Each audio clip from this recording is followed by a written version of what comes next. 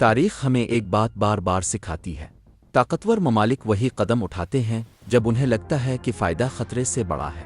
Ration invasion of Ukraine نے یہ ثابت کیا کہ آج کے دور میں بھی سرحدیں چیلنج کی جا سکتی ہیں۔ یونائٹڈ اسٹیٹس بھی دنیا کے مختلف حصوں میں اپنے مفادات کے لیے طاقت کا استعمال کرتا رہا ہے۔ اب تصور کریں اگلی خبر، چین نے تائیوان پر حملہ کر دیا۔ لیکن اس سے پہلے کہ ہم آگے کیا ہوگا یہ سوچیں، ہمیں ایک اہم سوال سمجھنا ہوگا۔ چین تائیوان میں اتنی دلچسپی کیوں رکھتا ہے؟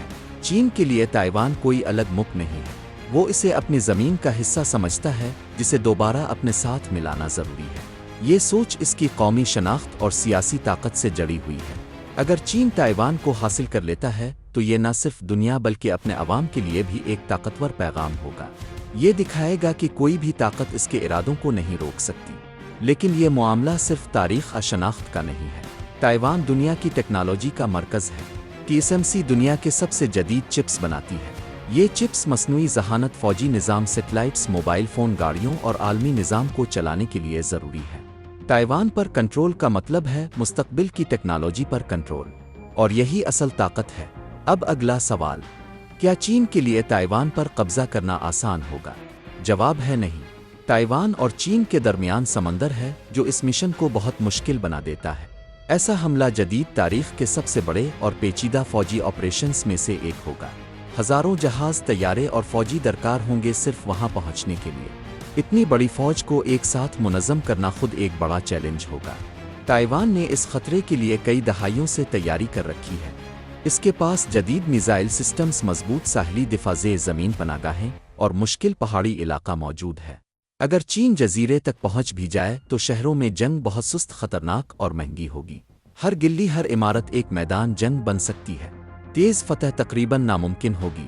اب سب سے بڑا سوال، یونائٹڈ اسٹیٹس کیا کرے گا؟ امریکہ طویل عرصے سے تائیوان کی حمایت کرتا آیا ہے۔ وہ اسے ہتھیار فراہم کرتا ہے، تربیت دیتا ہے اور علاقے میں اپنی فوجی موجودگی برقرار رکھتا ہے۔ اگر چین حملہ کرتا ہے تو امریکہ کے سامنے ایک بڑا فیصلہ ہوگا۔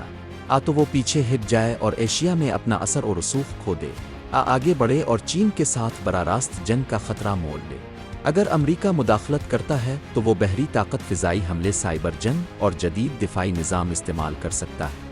یہ صورتحال تیزی سے ایک بڑی جنگ میں تبدیل ہو سکتی ہے جس میں جاپان جیسے اتحادی بھی شامل ہو سکتے ہیں۔ یہ معاملہ بہت خطرناک ہو جاتا ہے کیونکہ دونوں جانب بڑی عالمی طاقتیں موجود ہیں۔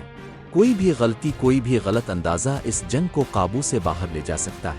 آخر میں، چین تائیوان کو تاریخ، طاقت اور مستقبل پر کنٹرول کے لیے چاہتا ہے، لیکن اسے حاصل کرنا جدید تاریخ کے سب سے مشکل فوجی آپریشنز میں سے ایک ہوگا۔ اور امریکہ کا رد عمل اس پورے خطے ہی نہیں بلکہ دنیا کے مستقبل کا فیصلہ کر سکتا ہے۔